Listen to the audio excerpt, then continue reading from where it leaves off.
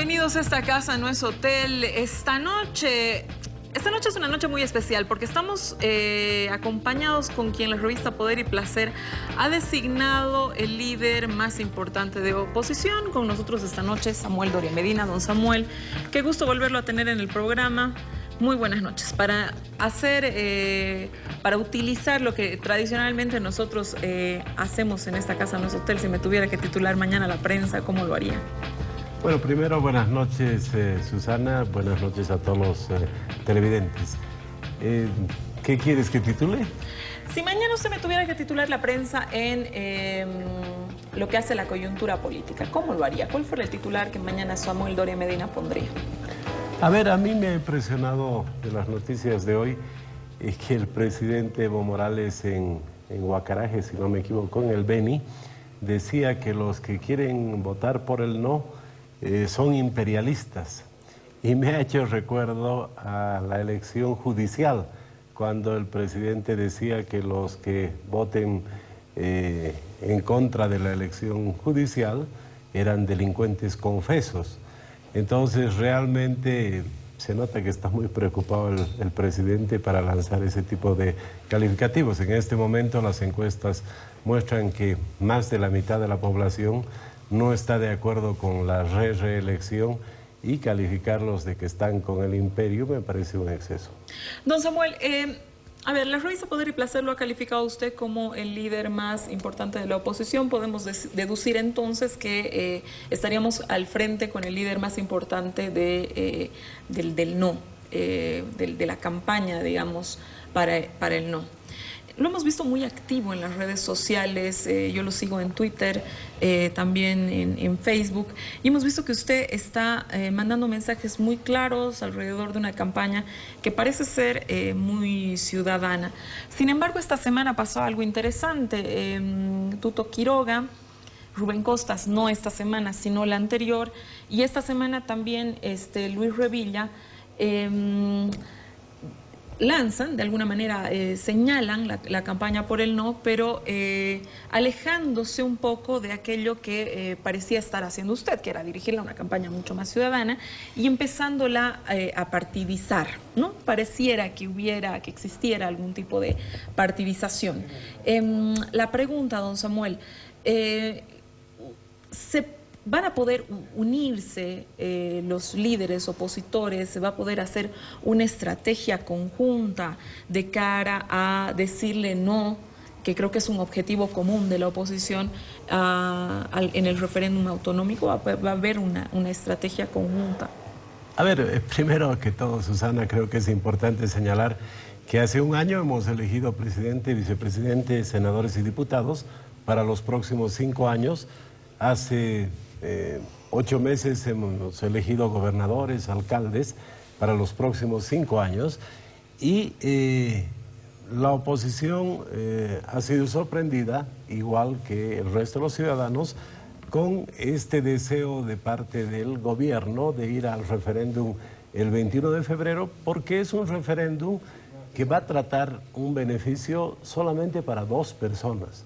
La Constitución Política del Estado se supone que trata sobre bienes colectivos, no sobre bienes privados. Y aquí estamos ante un referéndum que va a beneficiar a 2 personas y que es de interés del partido de gobierno. Entonces, está claro de que aquí los partidos políticos no tienen nada que hacer, no tienen un rol que jugar, y ha salido el alcalde Revilla con otros ciudadanos notables, como ciudadanos, a manifestar su interés de hacer campaña por el no. Creo que eso es positivo, creo que he escuchado al pueblo. Han salido otros líderes políticos dando su criterio. Carlos Mesa también ha dado un criterio importante, y creo que no cambia la lógica de que esta es una campaña ciudadana. No nos estamos jugando aquí quién es el candidato, quién es el jefe de la oposición. Lo que se está jugando es la democracia, lo que se está jugando es el futuro del país.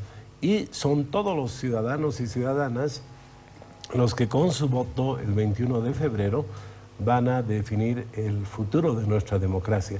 Entonces, desde ese punto de vista, los partidos no tienen un rol, no van a participar.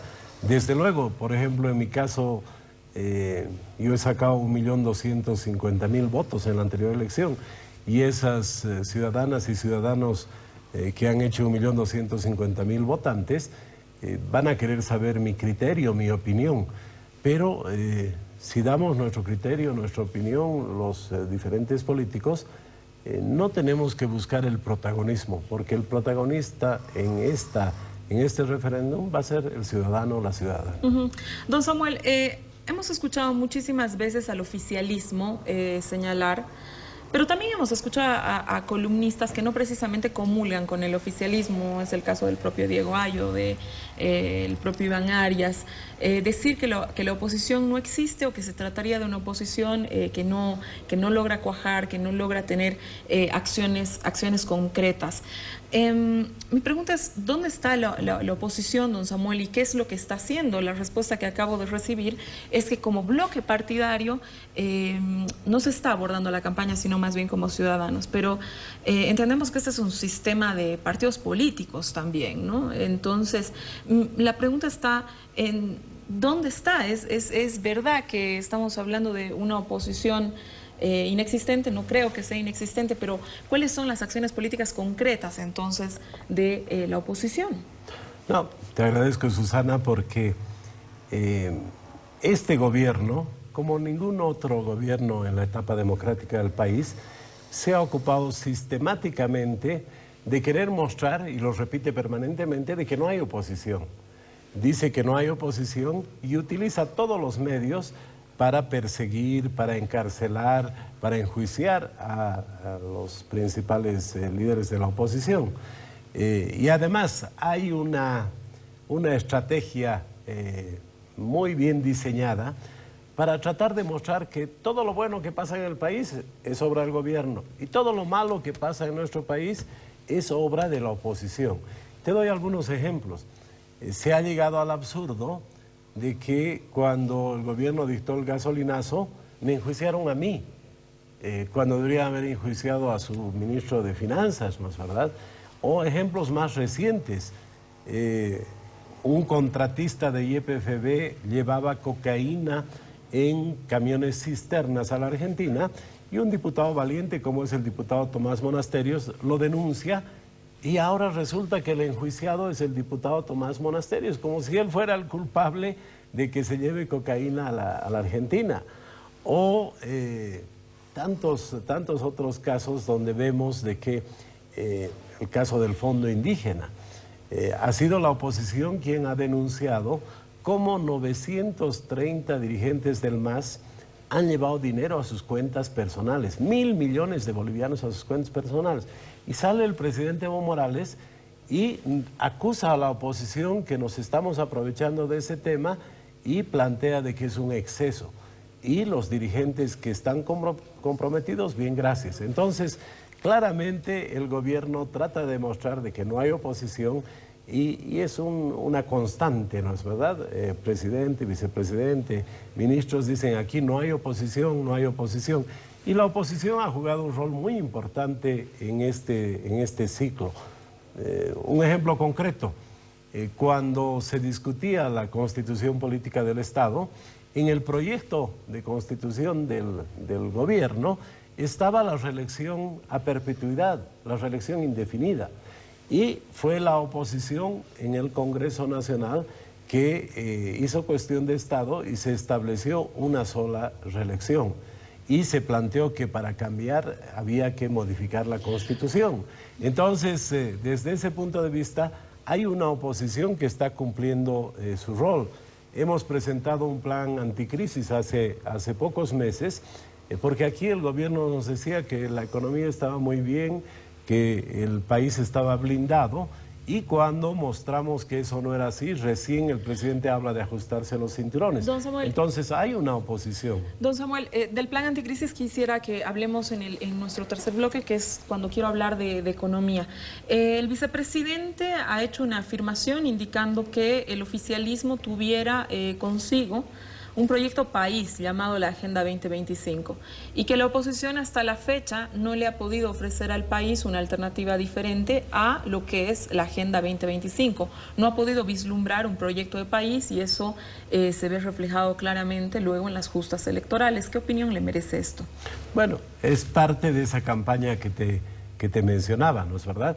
El vicepresidente y su equipo han llegado al extremo de plantear que el único que ha leído no sé cuántos miles de libros es él y que los demás no sabemos nada, a ese extremo. Pero a ver, claro que sí que tenemos un proyecto de país distinto al que lleva adelante este gobierno. En pocas palabras te voy a bosquejar lo que nosotros planteamos. Primero, en economía, estos 10 años han sido una pérdida de tiempo. ¿Por qué? Porque es increíble que después de 10 años no se haya resuelto el tema del empleo. Seguimos con programas de empleo de emergencia en el país. No se ha logrado resolver el tema del empleo digno. Tema fundamental, no se ha avanzado en la industrialización. Este gobierno ha entendido mal lo que es la industrialización. Ha pensado que industrialización era hacer algunas plantas en el sector hidrocarburos, haciéndonos más dependientes de ese sector y del gas. Lo que necesita el país es industrializar la agricultura, la manufactura, la minería. Y eso sabemos hacerlo y lo vamos a hacer cuando lleguemos al gobierno. O el tema de la salud, un tema donde hace pocos días se veía cómo el país está en el último lugar en materia de salud. Y el gobierno, ahora que está en campaña, cree que con un decretazo va a decir se cambia el tema de la salud. No, no se resuelve el tema de la salud con un decreto. Hay que involucrar a las regiones, hay que involucrar a los municipios, hay que involucrar a una serie de sectores para resolver el grave problema de salud que tenemos en el país. Entonces, desde luego, somos oposición, como la oposición en España o en Finlandia. Cuando está en la oposición tiene que fiscalizar los actos de gobierno y cuando lleguemos al gobierno podremos llevar adelante el programa que planteamos. Pero claramente hay una visión de país distinta. Además, nosotros no somos partidarios de la confrontación permanente que lleva adelante este gobierno. En el marco de la fiscalización es verdad lo que usted dice, ¿no? La oposición tiene que dedicarse a hacer eso, ¿no? A acompañar la gestión de Estado fiscalizando, evidentemente. Hemos visto algunas disidencias dentro de Unidad Nacional. Incluso antes de tomar posición como legisladores, hubieron ya cierto tipo de disidencias, cierto tipo de discusiones, etcétera. Más adelante, ciertas acusaciones en cuanto a extorsiones, etcétera.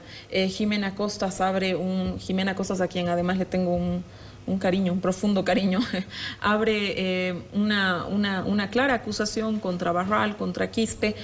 Nos interesa saber, digamos, en el marco de la construcción de ese equipo de fiscalizadores, ¿qué es lo que ha sucedido ahí? Es decir, Barral, Quispe son inocentes, el Tribunal de Ética los exime, Jimena Costa consulta con usted, que es el jefe del partido, para llevarlos al Tribunal de Ética. ¿Cómo se hace ese procedimiento, don Samuel?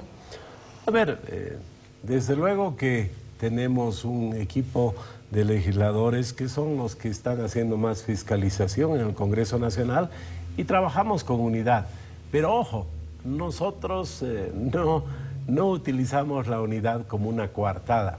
Hemos sido muy críticos respecto a cómo este gobierno encubre, apaña cuando hay corrupción en sus miembros, al extremo de que han protegido a violadores en el Congreso del Partido Oficialista. Entonces, en el caso concreto que involucra a Jimena Costa, Amílcar Barral cometió un error, cometió fallas graves y Jimena Costa, imbuida en ese espíritu de que nosotros no vamos a encubrir, no vamos a ser cómplices de los que cometen un error, lo llevó al Tribunal de Ética. Lo llevó al Tribunal de Ética, el Tribunal de Ética le ha dado una sanción.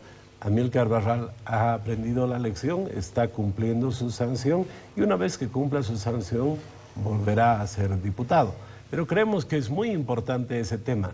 en Unidad Nacional tienen que tener claro que el ¿Cuál es la que sanción? comete... Disculpe, don Samuel, o sea, para que le informe a la gente qué es lo que sucede en ese tribunal de ética, porque, claro, como son situaciones que pasan al interior de un partido, capaz. No.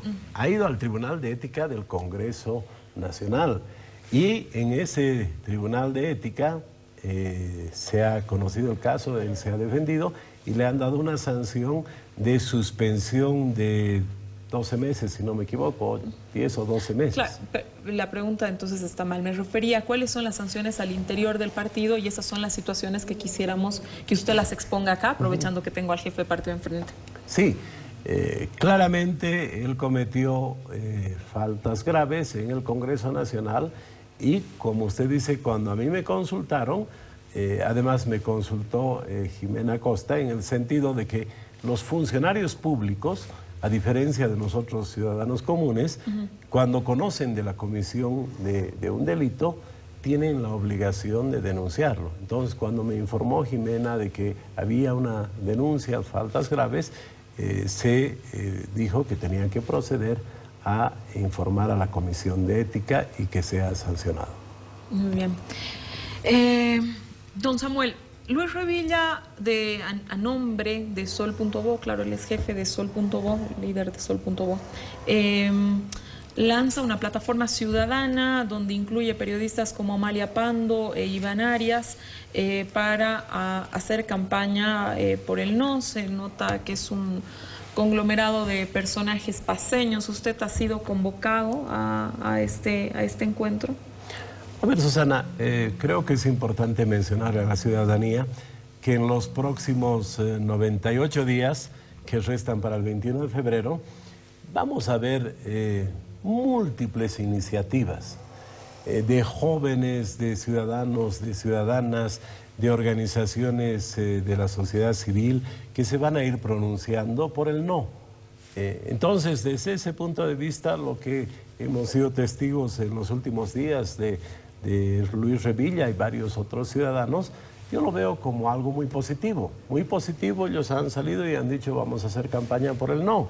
Desde ese punto de vista no hay que pensar que va a haber un comando central de la campaña por el no. Te reitero, esto es una campaña ciudadana. Van a haber muchas iniciativas, muchos colores, muchas manifestaciones del no.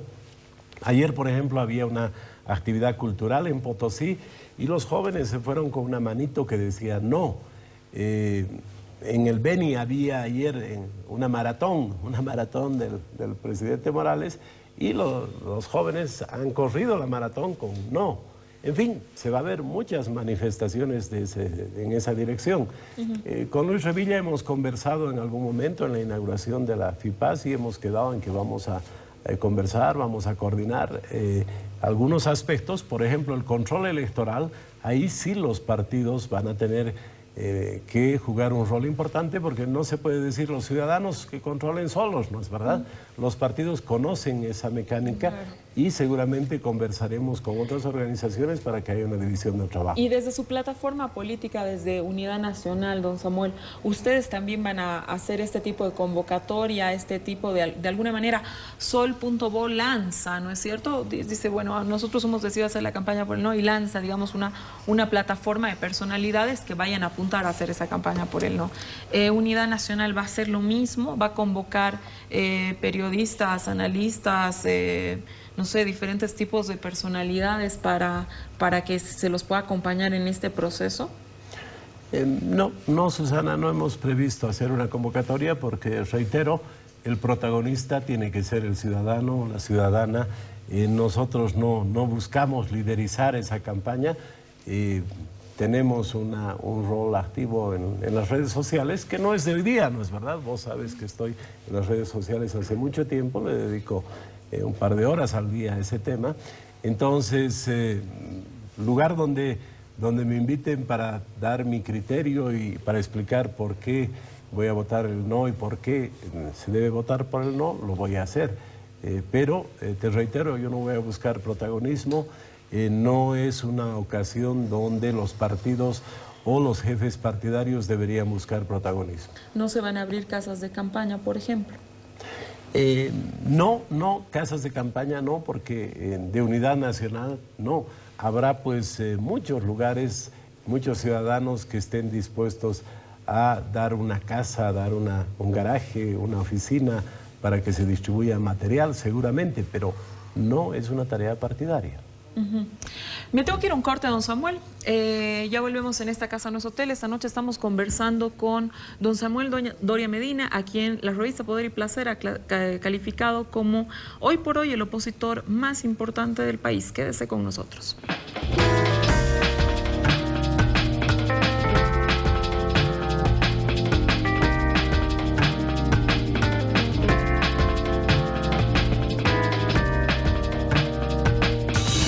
Quédate.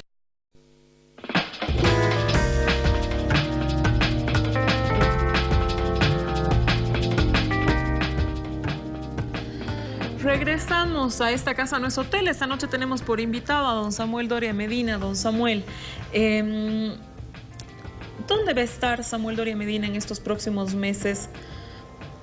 Haciendo la suerte de campaña que corresponde. Usted dice, bueno, yo voy a ir a los medios, donde se me invite, voy a estar, pero no existe un plan de Samuel Doria Medina de ir, digamos, al resto del país, de desplegarse para hacer esta campaña, o se va a concentrar Samuel en La Paz.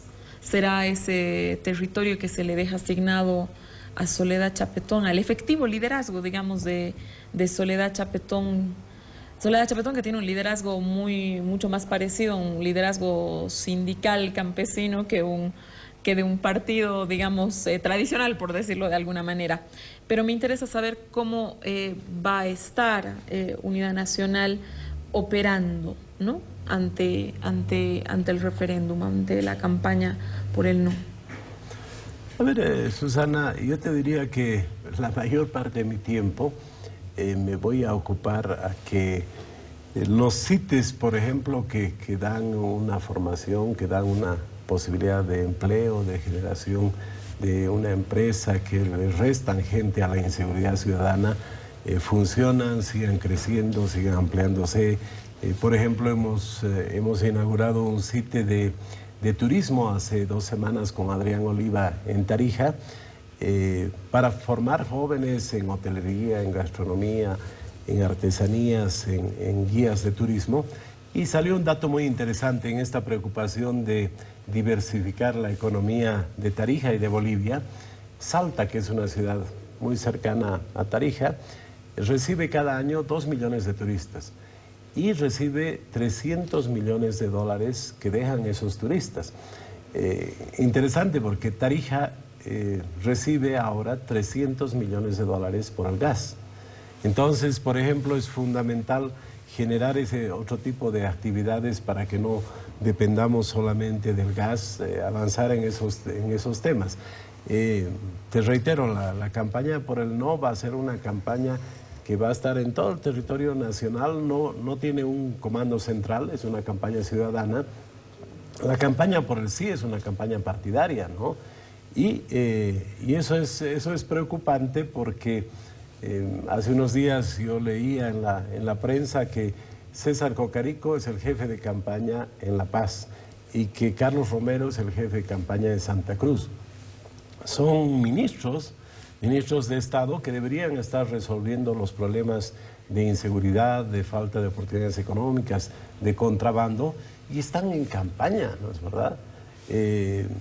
Todo el gobierno ya hace algunos meses está en campaña, y los próximos 3 meses va a estar en campaña, porque su único punto en la agenda es la reelección.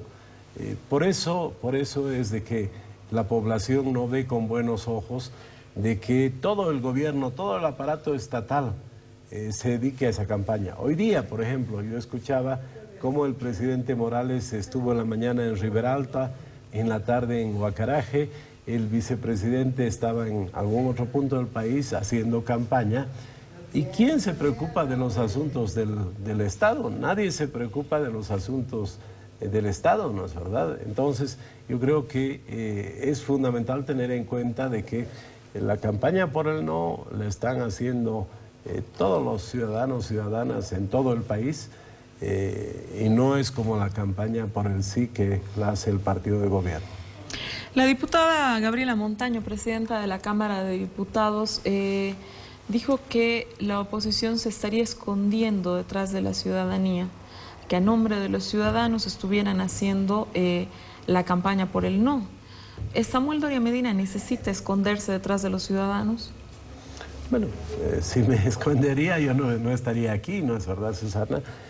Yo no me escondo, no tengo por qué esconderme, mucho menos en mi caso, que yo vengo advirtiendo de que el famoso socialismo del siglo XXI no funciona, no resuelve los problemas del país, desde antes que se cambie la Constitución, ¿no es verdad? Hace 10 años yo he estado en contra, democráticamente, pero en contra de este modelo. Entonces, yo no me he escondido ni me voy a esconder. Yo soy una persona que se ha quedado siempre en el país y voy a seguir trabajando en el país. No necesito esconderme detrás de nadie, pero te reitero, esta es una campaña ciudadana. ¿Y por qué no una campaña partidaria? Porque los partidos no están, o sea, no es una elección, no hay candidatos, sino es un tema de interés de los ciudadanos, es un tema de interés de qué va a pasar con nuestra democracia.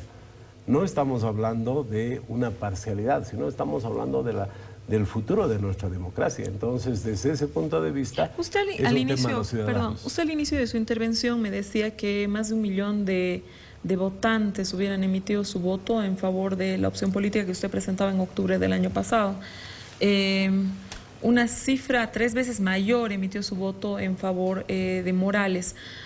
¿Dónde está la contradicción en hacer una campaña partidaria? Una campaña partidaria que legítimamente pueda oponerse, pero no logro encontrar dónde está la contrariedad en que Unidad Nacional, por ejemplo, usted pueda liderar la campaña.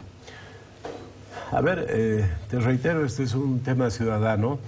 No es una elección sobre Evo Morales o sobre Samuel Doria Medina, sino sobre nuestra democracia. Y te diré, Susana, que yo he escuchado a muchos ciudadanos que ven con buenos ojos lo que ha hecho este gobierno, que consideran que se ha avanzado, pero que van a votar por el no. Entonces eso te muestra claramente de que hay personas que si les preguntas su filiación política, su inclinación política, puede ser que esté con el partido de gobierno, pero que en esta oportunidad le van a decir no, porque se dan cuenta que lo que está en juego es la democracia. O lo que explicaba una persona en términos mucho más sencillos para que nos entiendan. Alguien decía, es como cuando tú tienes un amigo cercano que te ha ayudado, que te ha resuelto temas, que vos lo has apoyado, y es tu amigo. Pero el momento en que tu amigo te dice, fírmamelo este chequecito en blanco, vos le dices no. Entonces, eso es de lo que se trata este referéndum. Lastimosamente, ya los bolivianos no creemos en la palabra de los gobernantes, no creemos en la palabra de Evo Morales ni de García Linera, porque muy claramente dijeron, no vamos a la reelección. Lo dijo el presidente en la Plaza Murillo ante miles de personas. Después dijeron, no, era una maniobra envolvente a la oposición, ¿no es verdad? Después vinieron con la cantaleta de que uno iba a abrir su restaurante en el Chapare y el otro iba a volver a la universidad. Entonces, yo he escuchado a muchos ciudadanos que dicen, no, pues, si pasan ahora, seguramente el año 2025 nos van a venir con el cuento de que otra vez se necesita una reelección.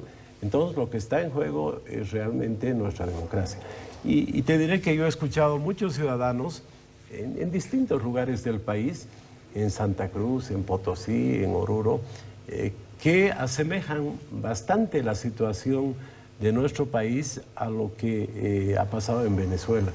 Yo he escuchado decir, y te digo concretamente, la persona que me lo dijo, una señora en el parque urbano, una señora que vende jugo de coco en el parque urbano, ella me dijo, yo voy a votar por el no, porque en Venezuela, primero fue la reelección después vino el despilfarro y la gran corrupción, y cómo están en Venezuela. Entonces, si en Bolivia les damos la reelección, vamos a seguir ese camino. Esa es la preocupación que tienen los ciudadanos y las ciudadanas. Una cosa que en una entrevista que le hice hace un año atrás, Samuel, no sé si podemos ir, Carlita, hacía una afirmación sumamente interesante que quisiera que le escuchemos para... ¿Ya la tenemos? Que quisiera que la escuchemos para ir con la pregunta. Yo no veo que haya otro método más exitoso que consultarle a la población. Eso sí para mí es muy importante. ¿Usted ve como el método más exitoso la consulta? ¿Pero para qué era esa respuesta? No, justamente porque le quiero hacer la pregunta ahora. No, pero era otro contexto, ¿no es verdad? Estábamos hablando... Era sobre su encuesta. Sobre la encuesta que nosotros el año pasado le preguntamos sobre la elección, para ver si postulaba o no a la elección presidencial. La podemos revisar, está en el canal de YouTube, era una pregunta. Entonces usted decía que el mejor método era evidentemente la consulta y que por eso mandaba a hacer esa encuesta para ver si usted podía liderar el Frente Amplio. Entonces digamos que en este entendido de que se entiende como el mejor método la consulta, han habido voces, digamos, del oficialismo que han dicho cuál es el problema con ir a esta consulta. Si Evo Morales gana, gana. No gana, no se ven con él en el 19. Hubieron otras voces que dicen que desde el oficialismo, evidentemente, quizás la forma más legítima de generar un cambio, una transición, es ganarle la elección a Evo Morales. ¿Qué opina sobre esto, don Samuel? A ver, Susana, lo que más llama la atención, no solamente a mí, sino a muchos ciudadanos y ciudadanas, es por qué este gobierno, cuando faltan 4 años para las próximas elecciones, introduce este referéndum. Introduce este referéndum que le va a costar 148 millones de bolivianos al país, cuando estamos en el último lugar en materia de salud. Imagínate lo que se podía hacer con esos 148 millones de bolivianos. ¿Por qué el gobierno tiene esa obsesión de querer ir a la reelección y de resolver ahora? Como decía, hemos elegido hace un año presidente, vicepresidente, diputados, senadores, hace 8 meses, alcaldes, gobernadores. ¿Qué necesidad había de hacer esa consulta en este momento, no es verdad? Bueno, parecería ser de que el gobierno sabe más de lo que dice sobre la situación económica y quiere evitar que haya un deterioro de la economía, y por eso quiere adelantar esta consulta, en lugar de ocuparse para lo que ha sido elegido. Se ha elegido al presidente Evo Morales, al vicepresidente García Linera, para que resuelvan los problemas que hay en el país, y no están cumpliendo con su mandato. Ellos deberían estar ocupados de resolver los problemas de los bolivianos, pero están en campaña y van a estar los próximos meses en campaña. Entonces, esa es la preocupación. ¿Por qué se introduce este tema? Además, si se hubiera modificado la Constitución para cambiar la justicia en el país, bienvenido. Pero ¿qué pasa? Quieren cambiar la Constitución, el artículo 168, para beneficio de 2 personas, para que tengan pega Evo Morales y García Linera. Entonces, esa es la razón por la cual hay un rechazo de la ciudadanía a este tipo de acción. Don Samuel, esta semana el senador Arturo Murillo hace una denuncia de una supuesta fuerte parcialización, ¿no?, del Tribunal Supremo Electoral. ¿No existe una suerte de exageración en digamos, acusar permanentemente al Tribunal Supremo Electoral? Un tribunal que es nuevo, que ha tenido, digamos, en el proceso de elección apoyo también de sus filas. Jimena Costas apoyó el proceso, lo hemos visto eso el proceso, no a las personas. Eso públicamente, ¿no? Porque este mismo tribunal es el que marca el no en el referéndum autonómico que se ha vivido en septiembre. Este mismo tribunal es el que suspende al Tribunal Departamental de Chuquisaca, más allá de los gritos al cielo que pueden haber elevado claramente desde Chuquisaca, ¿no es cierto? Entonces, vamos a vivir una campaña donde vamos a gravitar en esta serie de acusaciones, porque se lo pregunto porque parecería luego que, bueno, el tribunal funciona para unas cosas, pero no funciona para otras, ¿no? Entonces, ¿qué opinión le merece este escenario, don Samuel? Nos interesa saber cómo desde Unidad Nacional, que es el partido que tiene bancada realmente, se va a encarar esto. A ver, Susana, tema del Tribunal Electoral genera pues una gran desconfianza en el país. Yo recuerdo que hace unas 3 semanas lo invitaste al vicepresidente y él te comentaba de que el presidente y el vicepresidente habían detectado en un momento que había un error de 500.000 votos en el resultado de la elección, pero que no pudieron decir nada porque estaba muy cerca la otra elección, ¿no es verdad? Que no los cambiaron porque venía otra elección. Todo lo que han hecho en Chuquisaca, en el departamento del Beni, han manipulado los resultados de las elecciones en el anterior tribunal. Viene este nuevo tribunal que tiene alguna ligación con el anterior. Se ha denunciado públicamente que el que manejó el operativo desde fuera del Tribunal Electoral para eliminar a Unidad Demócrata en el Beni fue el señor José Luis Exeni, y que incluso había llamadas de teléfono a los vocales del anterior tribunal presionándolos para que anulen a toda Unidad Demócrata, ¿no es verdad? Entonces, el señor Exeni, que viene de todos esas irregularidades que se cometen, está presente en este Tribunal Electoral. Ahora, hay varias personas nuevas, beneficio de la duda, pero ¿qué pasa? Tratan el tema de Chuquisaca y lo tratan pues mal, Susana. A ver, los suspenden a los vocales, a uno, pues los otros renuncian. ¿Y qué es lo que dicen? Dicen, actuaron mal, cometieron serios errores, pero como han renunciado ya se extingue las medidas en su contra. A ver, cualquier principio del derecho básico, si alguien comete una irregularidad, renunciando no se extingue la responsabilidad. Y segundo, lo lógico era que si han comprobado que en Chuquisaca se torció el reglamento, se torció la ley, que se vaya pues a una segunda vuelta. Pero este tribunal dice, no, han renunciado 4, ya se les perdona. Al que no ha renunciado le vamos a hacer un proceso disciplinario y ahí se queda. Eso hace desconfiar de este tribunal. La denuncia de Arturo Murillo. Ayer yo estaba en Cochabamba y él me comentaba que han detectado una serie de viseras que decía sí, inscríbete. Un sí así grande y ahí abajito inscríbete.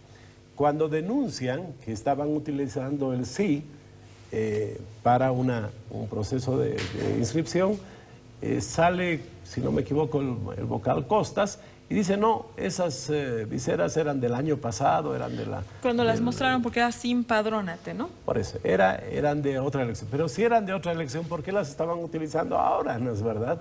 Entonces, no hay duda de que hay una serie de elementos que generan, pues, desconfianza. El viernes en la noche, el presidente Evo Morales tiene una cena en la ciudad de Oruro con los miembros de las bandas de música. Ese evento se transmite varias horas por el canal estatal. Y les ofrece el presidente que les va a construir casas a los miembros de las bandas de música de un programa de gobierno. Y además les ofrece un coliseo con otro programa del gobierno. Y ellos le dicen, bueno, como nos va a apoyar así, nosotros nos vamos a apoyar en el sí. O sea, un delito que se estaba, cohecho electoral se llama, ¿no? Un delito electoral que se transmite por la televisión a nivel nacional y el Tribunal Electoral no dice nada. Hoy día han habido varios actos electorales transmitidos por el canal estatal. Entonces, si el Tribunal Electoral no dice nada, nosotros vamos a estar de cerca y vamos a fiscalizar y no vamos a permitir que el Tribunal Electoral se haga la vista gorda. Parece que desde el movimiento al socialismo tampoco han salido durísimas críticas contra el Tribunal Supremo Electoral de parte de Manuel Canelas, y de la anterior semana salían unas declaraciones sumamente interesantes, y de Gabriela Montaño también. Creo que el Tribunal Supremo Electoral está bajo los ojos de la mirada de todos. Me tengo que ir a un corte, don Samuel, quédese en esta casa, no es hotel. Estamos entrevistando esta noche a don Samuel Doria Medina, que en la encuesta marcada por Poder y Placer, publicada por Poder y Placer, lo ubican como el líder más importante de la oposición. Quédese con nosotros.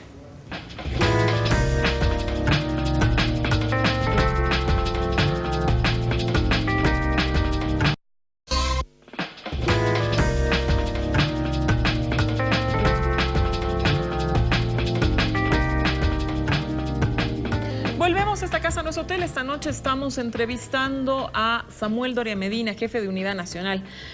Don Samuel, este bloque quiero hablar del tema de economía, o sea, no me voy a restar hablar de economía con usted.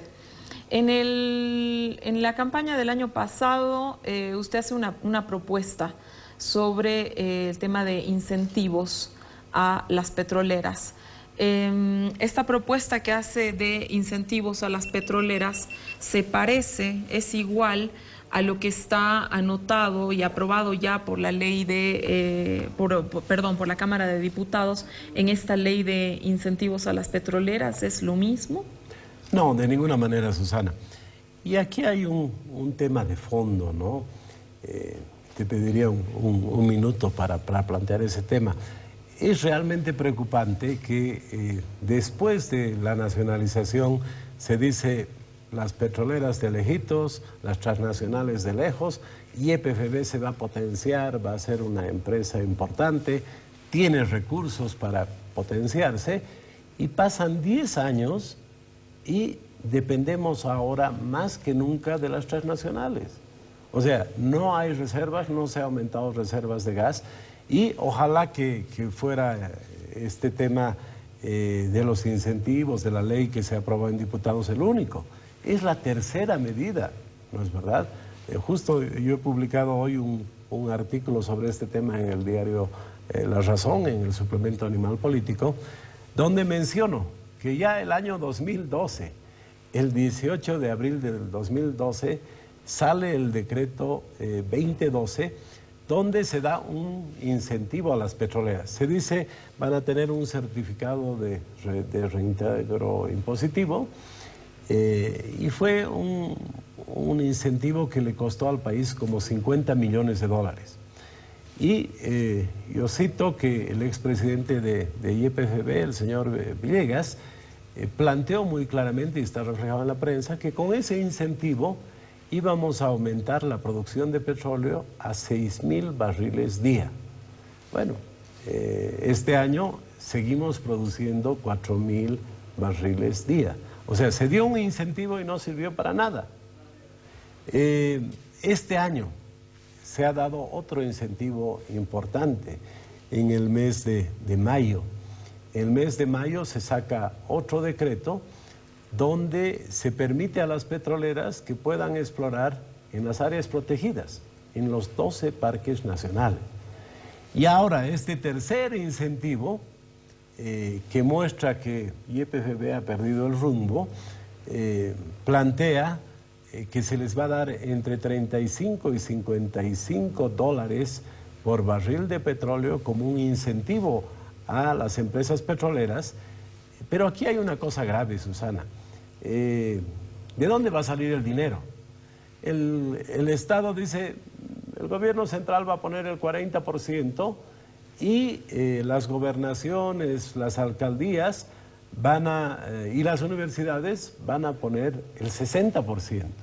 O sea, el gobierno no hizo su tarea, no desarrolló una corporación en YPFB que sea capaz de tener una política de hidrocarburos que funcione, y ahora los que van a tener que pagar son los jóvenes que estudian en las universidades, porque se les va a restar recursos a las universidades. Bueno, todos recordamos de que se hizo un referéndum en el gobierno de Carlos Mesa, y la pregunta número 5 decía claramente que los recursos del gas se deberían destinar a educación y salud. Imagínate cómo han cambiado los tiempos, que ahora los recursos del gas se destinan para dárselos a las transnacionales. Entonces, claramente, este tercer incentivo, después de haber dado 2 que no han conseguido un resultado, difícilmente va a funcionar. A ver, don Samuel, para entender y ser un poco más concretos, ¿usted está de acuerdo o no con darle incentivo a las petroleras? A ver, ya les han dado 3 incentivos, ¿no? Estamos viendo que durante este año, por varios actos del gobierno, el viaje del presidente a Nueva York, hablar con inversionistas y demás, que después de 10 años este gobierno se ha dado cuenta que necesitamos inversiones. Pero lastimosamente yo no creo que ya les alcance el tiempo para aprender a atraer adecuadamente las inversiones. No se están tomando el pelo las transnacionales, Susana. Tercer incentivo, y no se resuelve el tema. Cada vez se exigen más y les van concediendo porque no hay pues gas. ¿Por qué no se ha hecho fábrica de cemento en Potosí? Porque no hay gas. ¿Por qué no ha funcionado el Mutum? Porque no hay gas. Vos que ves las redes sociales, Andrés Gómez tuitea cada vez de que hace no sé cuántos meses le han puesto instalación de su casa de gas, y que no hay gas, ¿no es verdad?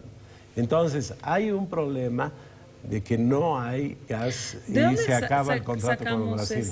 Esa afirmación es grave, don Samuel, decir que no hay gas. Nosotros tenemos contratos con Argentina, vivimos del gas. Entonces esa información, ¿de dónde sale? Bueno, pero esa información de carácter público, ¿no es verdad? No se ha encontrado más reservas de gas.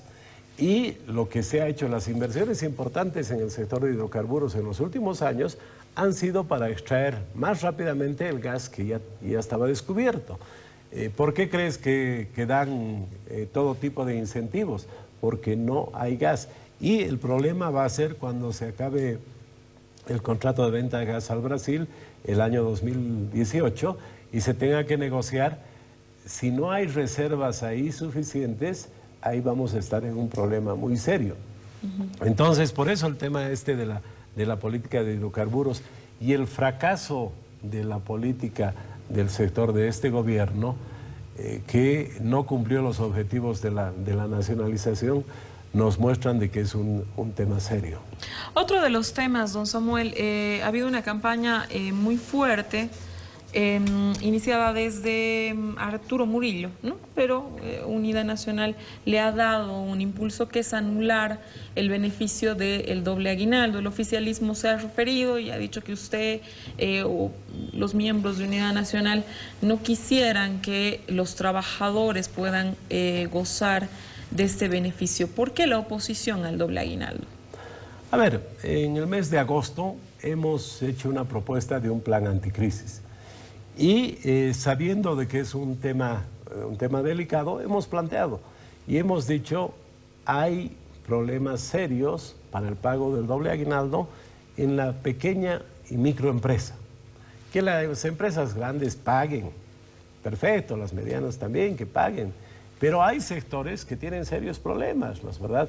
Esa medida del 4,5%, que además ya ha sido cuestionada por la CEPAL, por el Banco Mundial, que dicen que no es 4,5%, Pero a ver, Susana, se han presentado problemas muy claros.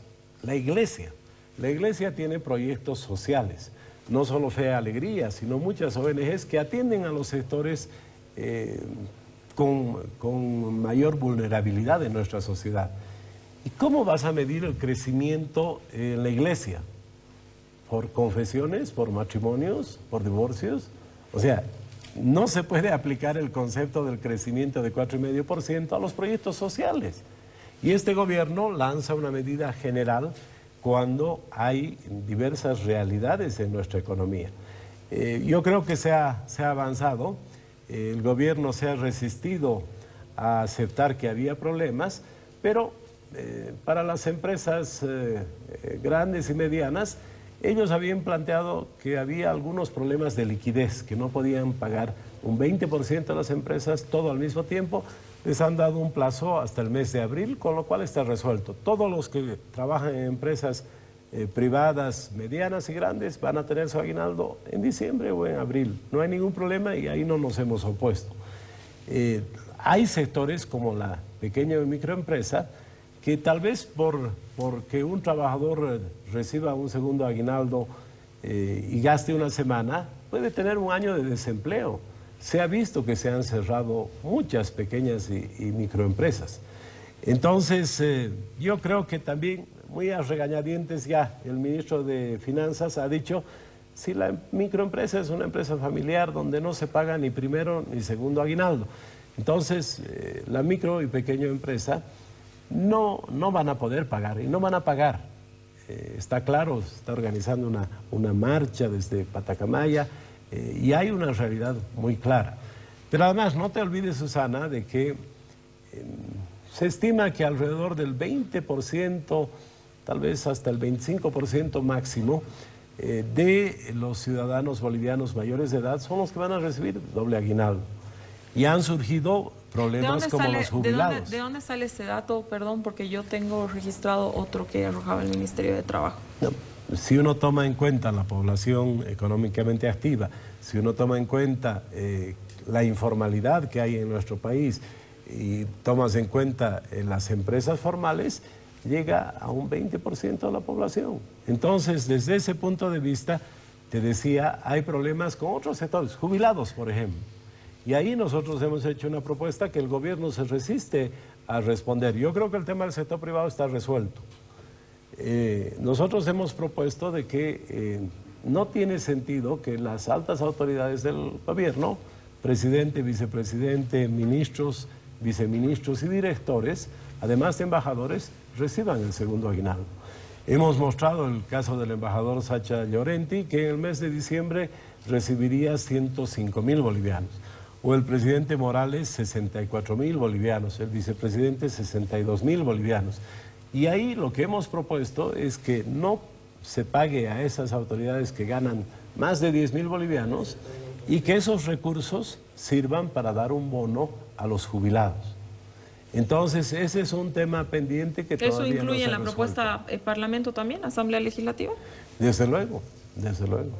Y Arturo Murillo ha propuesto y ha sido el primero en proponer que lo haría eso. Esto que nos señalaba don Samuel, el tema del plan anticrisis que ustedes habrían presentado, a ver, no se genera, digamos, una sensación de que en Bolivia existiera una crisis justamente ahora en que el gobierno ha empezado a expandir, digamos, a socializar cuáles serían los mercados interesantes que tiene Bolivia, es decir, ha ido a la China, ha hecho esta reunión... endeudar al país. Ha hecho esta reunión con diferentes empresarios donde ha habido una respuesta positiva. Creo que hay una mirada sumamente interesante de futuras inversiones que puedan hacerse en el país, pero cuando alguien va a evaluar si viene o no al país y lee una evaluación de usted, que es sin duda un gran economista, un gran empresario,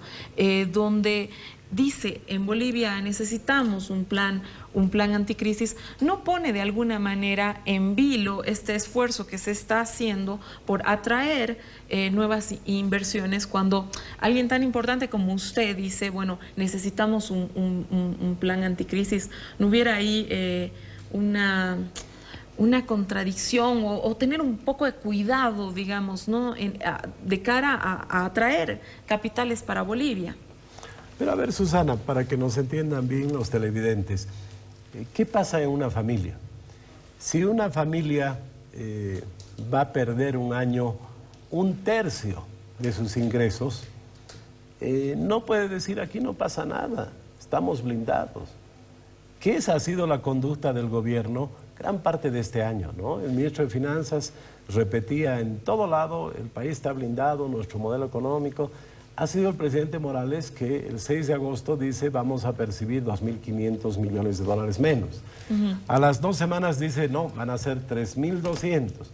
Por las cifras que ya se tiene de 10 meses del año, Bolivia va a dejar de percibir 4.200 millones de dólares menos por exportaciones, o sea, 1/3. Y por eso, en ese entendido, ¿no es bueno que vengan inversiones? Pero a ver, Susana, lo que se necesita, por eso decía, en un hogar, ¿cuál es la solución cuando se caen los ingresos? Ajustar los gastos. Es fundamental reducir los gastos superfluos. O sea, hace pocos días se mencionaba de que la Cancillería ha gastado 5 millones de bolivianos en pasajes para dirigentes sociales, turismo revolucionario se llama, ¿no? El presidente Morales ha viajado con una gran cantidad de personas a Nueva York, ha viajado por toda Europa. La ministra de Información aclaró, alguien dijo que estaban gastando $1 millón en la celebración del cumpleaños del presidente, y ella salió y aclaró y dijo, no, este viaje solamente está costando $442.000. O sea, ese tipo de gastos que se sigue haciendo, transmitir los partidos de fútbol del presidente desde Nueva York o desde cualquier parte, tienen un costo importante. O sea, no hay una reducción de esos gastos elevados. ¿Y cuál es la solución que le ha dado a este gobierno? Ojalá fuera el tema de las inversiones. No, la solución que le ha dado es endeudarse. Todos sabemos de que el vicepresidente ha ido a la China, la deuda del país estaba en alrededor de algo menos de 6.000 millones de dólares, y el vicepresidente ha ido a la China sin que haya conocimiento, sin que haya un estudio, sin que haya información sobre cuál es el convenio, se ha endeudado 7.400 millones de dólares al país. O sea, el presidente Morales, además de sus récords, tiene el récord de ser la persona que más ha endeudado a Bolivia, más que Banzer. Entonces, ahora la deuda del país está por los 14.000 millones de dólares. Hemos pasado de un 17% del PIB de la noche a la mañana a un 34% del PIB. Y el problema de la deuda es de que la deuda es un arma de doble filo, Susana. Tú eres joven, pero muchos se acordarán la crisis de los años 80. ¿Por qué hemos tenido una crisis tan grave en los años 80? Porque en el gobierno de Banzer hubo un gran endeudamiento, y cuando hay un gran endeudamiento se tiene que utilizar las exportaciones, los ingresos de exportaciones, para pagar los intereses de la deuda. Y además, todavía no conocemos, pero se sabe que la China es muy exigente en sus condiciones. Por ejemplo, a Ecuador le ha prestado dinero, pero primero solamente para compras en la China, trabajadores chinos, y si no puede pagar, se cobran automáticamente de los exportadores, de las exportaciones de un país. Entonces, esa es la preocupación de que este gobierno se acaba la bonanza, se farrean la bonanza, y ahora nos dicen, no, nos vamos a prestar dinero y con endeudamiento vamos a resolver el problema. Una de las respuestas a todo lo que usted está afirmando, don Samuel Doria Medina, que le ha dado el oficialismo, es que tampoco jamás en la vida el país había tenido ni los ingresos que tiene ahora, del 2006 a la fecha el PIB se ha triplicado, Es una de las respuestas. La segunda respuesta es que jamás en la vida también el país había tenido la cantidad de reservas internacionales que ha logrado tener ahora, ¿no? Lo que le permite ser un sujeto de tener mayor capacidad de endeudamiento, ¿no es cierto?, de ser un sujeto de crédito además, y que esta deuda, estas deudas, posibles deudas, ¿no?, porque el tema de lo de la China, así como usted bien afirma, y sobre eso vamos a estar obviamente muy atentos a cómo se va gestionando, porque por lo que la información que nos ha dado el vicepresidente en este programa es que si bien es un crédito que alcanza hasta 7.000, pero se irá gestionando paulatinamente, ¿verdad? Que se podrá pagar a raíz de que el Estado propio recibe muchísimos más ingresos, ha logrado triplicar el PIB, ha logrado tener reservas internacionales, es decir, la situación económica para una deuda tampoco es la misma que la de antaño. Pero ¿qué opina usted sobre esto? A ver, vayamos punto por punto. Parece un contrasentido, ¿no? Nuevamente tomando el ejemplo de una familia, que un vecino diga, estoy tan bien económicamente que me estoy endeudando mucho.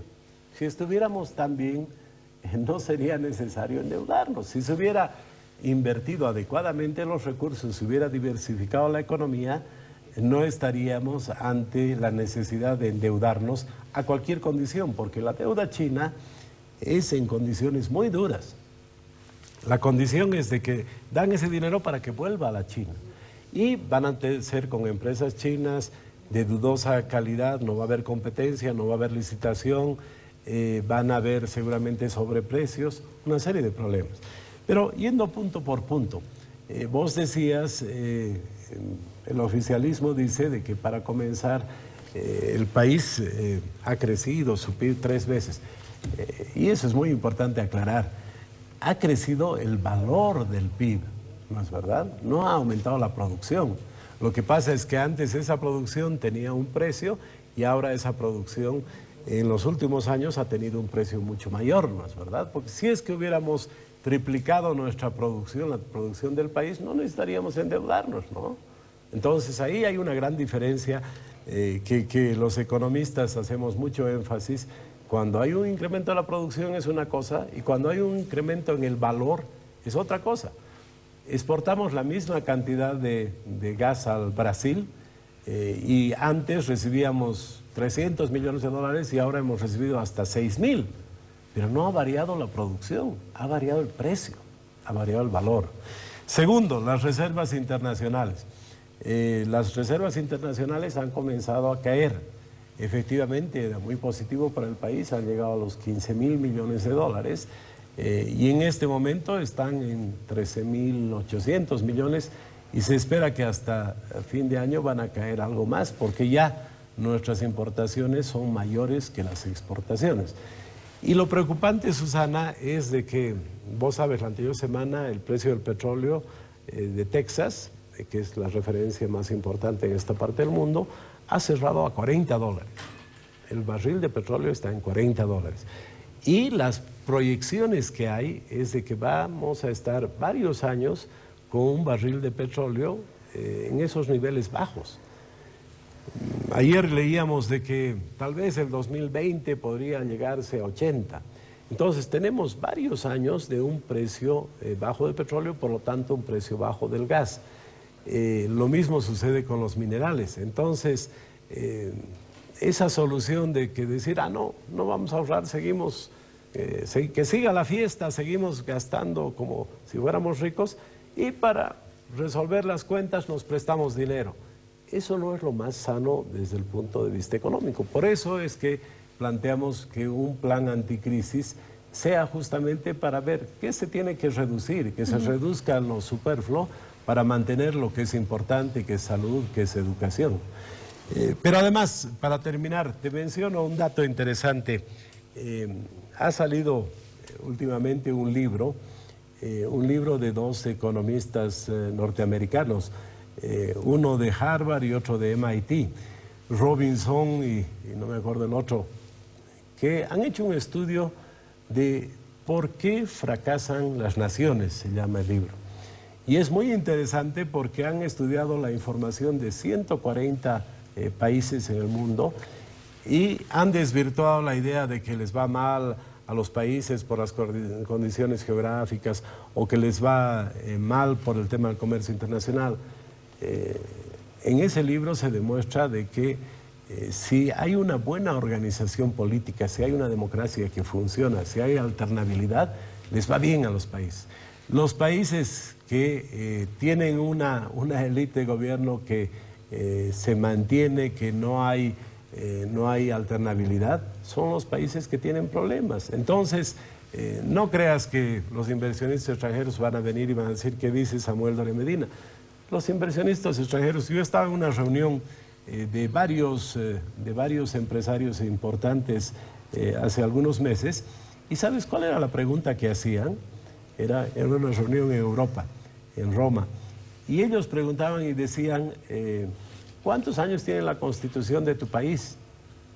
Ese es un dato fundamental. Vos sabes que los países más estables en el mundo son los países que tienen una Constitución que no se cambia a gusto del cliente, ¿no es verdad? Que no se cambia cada vez.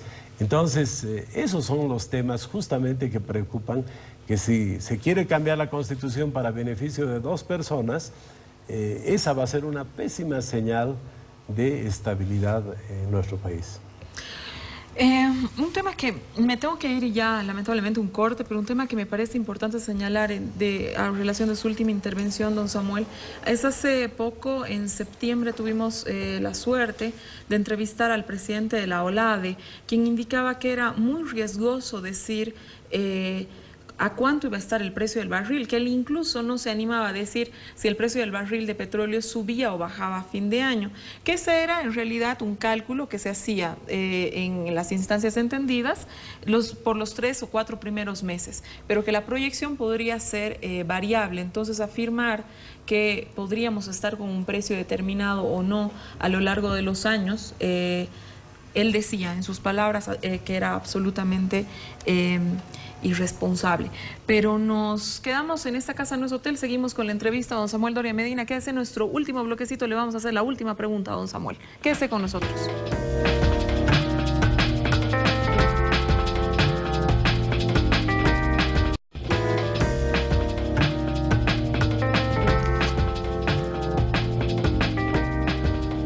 Volvemos esta noche, hemos estado entrevistando a Samuel Doria Medina, jefe de la oposición. Don Samuel, última pregunta. ¿Cuál es el escenario que usted vislumbra después del 21 de febrero? ¿Cuál es el escenario que vislumbra si gana el sí? ¿Y cuál es el escenario que vislumbra si gana el no? A ver, Susana, medio minuto para contestar lo que dejaste al final del otro sector. Todos los organismos internacionales serios, multinacionales, binacionales, financieros, tienen proyecciones sobre el precio del petróleo. Es muy importante siempre prever los escenarios, ¿no? Todos quisiéramos que el petróleo esté a 100, pero lastimosamente todos los estudios que yo conozco de varias organizaciones dicen que el año 2016 el petróleo va a estar alrededor de los $50. No se espera que haya una recuperación rápida. Entonces creo que la tarea del gobierno es de prepararse para lo peor y desear lo mejor, pero prepararse para lo mejor y no prever una situación compleja no es responsable. Sobre tu última pregunta, a ver, yo creo que va a ganar el no el 21 de febrero y el 22 de febrero vamos a tener un gobierno más democrático que va a haber aprendido la lección. Estoy seguro que se van a tener que dedicar a trabajar, a cumplir su programa de gobierno y van a tener que jugar, si hablamos en términos futbolísticos, retrocediendo, ¿no es verdad? Porque se les va a ir acabando el tiempo. Yo creo que también va a haber un baño de humildad del presidente y del gobierno en su conjunto, porque va a haber una lección clara, un mensaje claro de la ciudadanía. Si ganara el sí, seguramente el gobierno va a seguir en campaña para la próxima elección y no se van a resolver los problemas que tiene el país. Lo invito a dar un temita antes de irme. Me da la sensación que se está agendando el tema de que no se trata de un referéndum revocatorio. ¿Por qué se está agendando ese tema? ¿Por qué hay la necesidad de explicarle a la gente que esto no se trata de un referéndum revocatorio? A ver, yo creo que la población, la mayor parte de la población está preocupada en su trabajo, en lo que suben los precios, en la inseguridad ciudadana. No está como la gente del gobierno en el tema del referéndum, la modificación del 168 y demás cosas. Entonces, hay poca información. Seguramente esos ciudadanos promedio se van a empezar a preocupar y tener más información recién en el mes de febrero. Entonces, hay desinformación.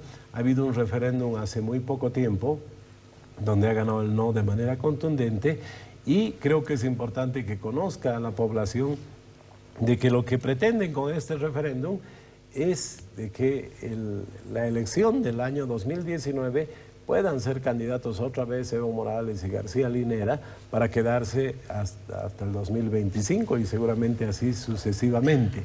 Pero ganando el no, igual el presidente Morales y García Linera tienen que gobernar hasta el 22 de enero del año 2020.